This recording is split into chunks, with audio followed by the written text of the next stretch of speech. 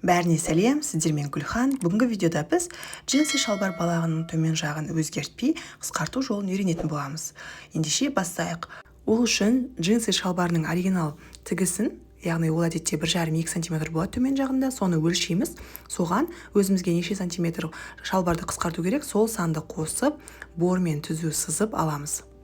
Шалбардың балағындағы оригинал тігісті осы сызып алған жермен байланыстырып, беттестіріп, видеодағыдай түйреп аламыз.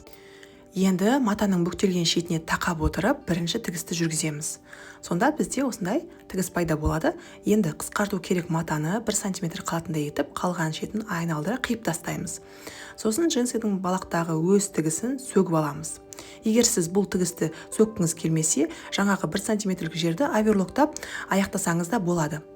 Ал біз әрі қарай жалғастырамыз. Толықтай сөгіп алғаннан кейін бүктелген жерді ашамыз. Жаңағы 1 см тігістікке берген матаның бәрін осы жердің ішіне кіргіземіз.